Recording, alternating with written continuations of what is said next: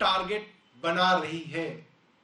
और क्या कारण है, एक के बाद एक एजेंसियों के बारे में पहले भारतीय जनता पार्टी के नेता प्रेस कॉन्फ्रेंस में धमकियां देते हैं, उनके प्रवक्ता टीवी डिबेट में लाइव सीबीआई और ईडी के नाम की धमकियां देते हैं, उनको डराया जाता है, फिर सीबीआई केस रजिस्टर करती है, केस रजिस्टर करने के अगले दिन 30 अफसर उनके घर पे छापा मारते हैं।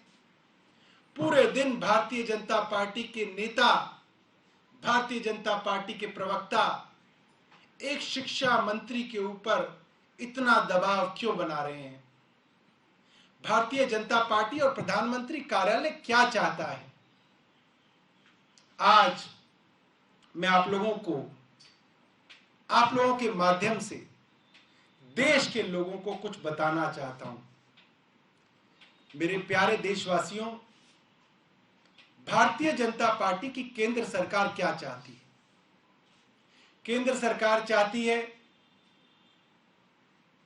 महंगाई बढ़ती रहे, कोई विपक्ष का आदमी आवाज ना उठाए, बेरोजगार युवा सड़कों पे घूमते रहें, कोई विपक्ष से केजरीवाल उठ के प्रधानमंत्री जी से सवाल ना कर ले। डॉलर की हालत वो हो गई है कि रुपया इतना बुरा कभी इतिहास में नहीं गिरा, मगर दिल्ली के फाइनेंस मिनिस्टर मनीष सिसोदिया पलटकर केंद्र सरकार से दिल्ली की और देश की इकोनॉमी के बारे में कोई सवाल ना पूछ लें।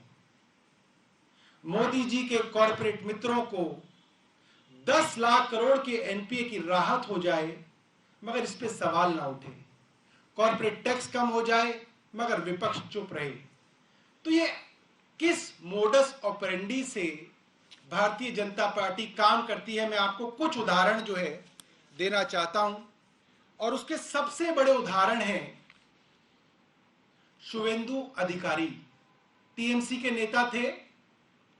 भारतीय जनता पार्टी का पूरा कैंपेन शारदा चिट स्कैम और शुवेंदु अधिकारी के खिलाफ था, और कई महीने तक ये जो है पूरा का पूरा नैरेटिव भारतीय जनता पार्टी का चला। जब भारतीय जनता पार्टी की केंद्र में सरकार आई तो सीबीआई ने उनके खिलाफ केस रजिस्टर किया, छापेमारी की। 2017 में उनके ऊपर prevention of money laundering act PMLA के अंदर भी केस रजिस्टर किया गया, और ईडी ने छापेमारी की, इंटेरोगेशन हुई, फिर उन्होंने भारतीय जनता पार्टी ज्वाइन कर ली। और जब से उन्होंने भारतीय जनता पार्टी ज्वाइन कर ली, सारी की सारी इंटेरोगेशन, सारे के सारे उनके ऊपर आरोप अब खत्म हो गए।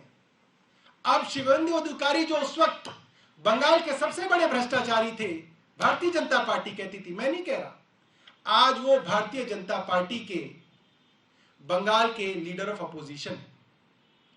एक और उदाहरण देता हूं, हेमंत बिस्व शर्मा। हेमंत बिस्व शर्मा अगस्त 2015 में से पहले कांग्रेस के नेता हुआ करते थे। भारतीय जनता पार्टी ने असम में बाकायदा कैंपेन चलाया कई महीनों तक हेमंत बिस्व शर्मा के खिलाफ कि इन्होंने वाटर स्कैम के अंदर करोड़ों रुपए हड़प लिए हैं। भारतीय जनता पार्टी ने बाकायदा बुकलेट निकाली हेमंत बिस्व शर्मा के नाम पे कि इनसे बड़ा भ्रष्टाचारी कोई नहीं हो सकता, और पूरी कैंपेन हेमंत बिस्व शर्मा के खिलाफ थी। और यह मामला यहां तक बढ़ा कि अमेरिका की गवर्नमेंट ने भी इस मामले के अंदर केस दर्ज किया, और अमेरिका की गवर्नमेंट ने भी यह कहा कि इसके अंदर किसी मंत्री को पैसे दिए गए हैं, और भारतीय जनता पार्टी कहती थी कि वो मंत्री हेमंत बिस्व शर्मा है। और आज हेमंत बिस्व शर्मा असम में भारतीय जनता पार्टी के मुख्यमंत्री हैं। जिनके खिलाफ कैंपेन चलाया उनको आपने पार्टी ज्वाइन कराई, और अब वो आपके यहां मुख्यमंत्री हैं।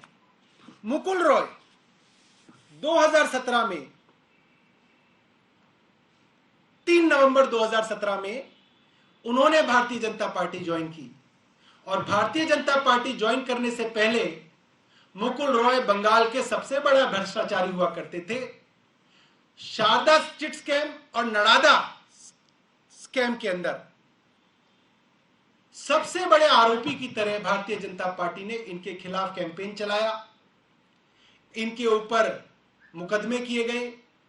इनके और इनके साथ 12 टीएमसी के लोगों का स्टिंग भारतीय जनता पार्टी ने रिलीज किया और खूब प्रचारित किया, और उसके बाद भारतीय जनता पार्टी के अंदर ये शामिल हो गए। और जब ये शामिल हो गए तो इनके ऊपर सारी इन्वेस्टिगेशन, सारी की सारी जो कार्रवाई है वो ठंडे बस्ते में चली गई। भारतीय जनता पार्टी ने इनका नाम लेना भी बंद कर दिया। इसके बाद मैं उदाहरण दूंगा नारायण राणे, महाराष्ट्र के गद्दावर नेता नारायण राणे के ऊपर भारतीय जनता पार्टी ने आरोप लगाए, कैंपेन चलाया, मनी लॉन्ड्रिंग का केस ईडी ने दर्ज किया।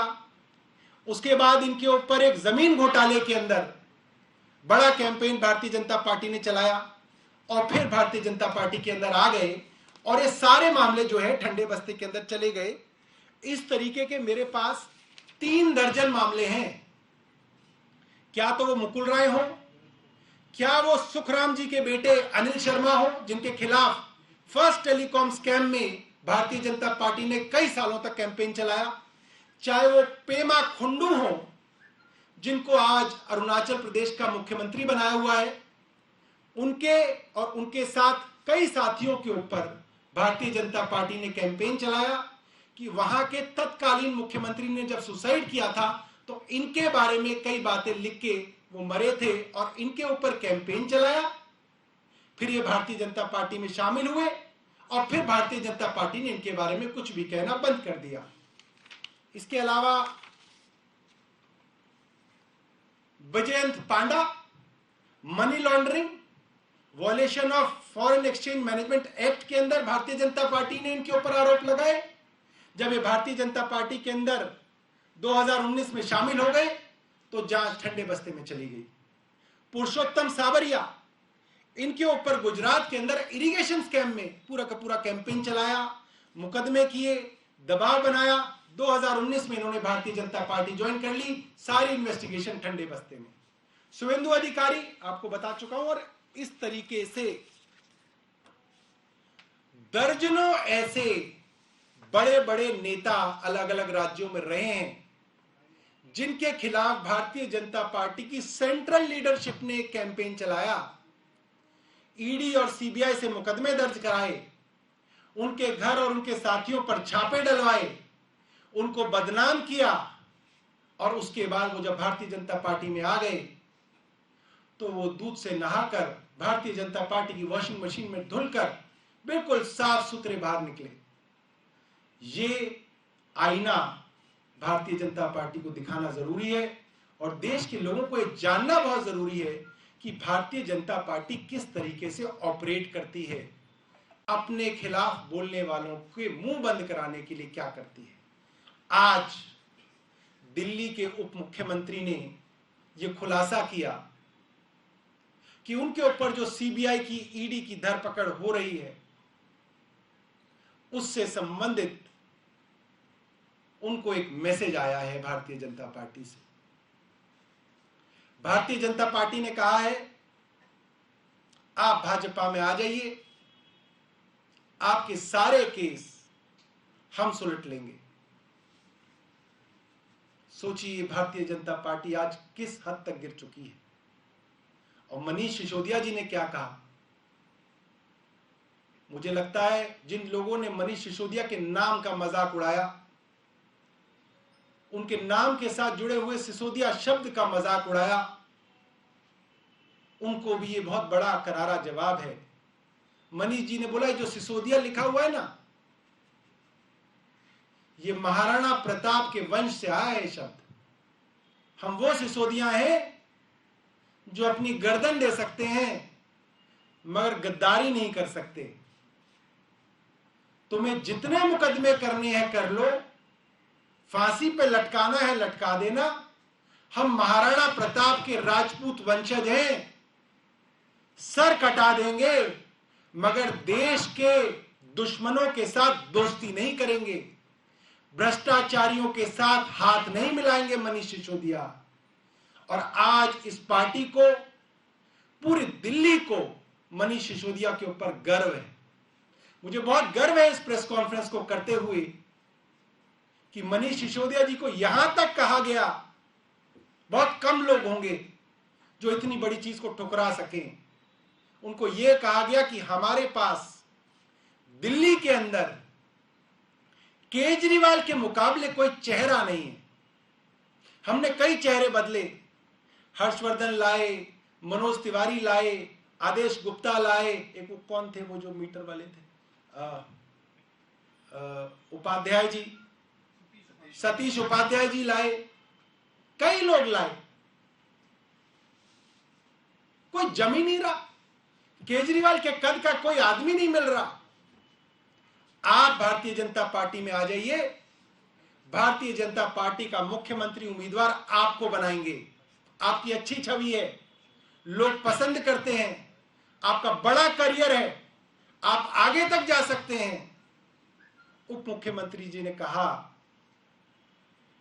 मैं महाराणा प्रताप का वंशज हूं, अरविंद केजरीवाल मेरे गुरु हैं, मेरे मुख्यमंत्री नहीं है, मेरे गुरु हैं, उनके साथ गद्दारी नहीं कर सकता। और मनीष सिसोदिया जी का सपना उन्होंने बताया कि मेरा सपना देश के हर बच्चे को अच्छी शिक्षा देना है, मेरा सपना मुख्यमंत्री बनने का सपना नहीं है। दोस्तों, आज देश को यह बताने की जरूरत है कि भारतीय जनता पार्टी किस हद तक गिर चुकी है।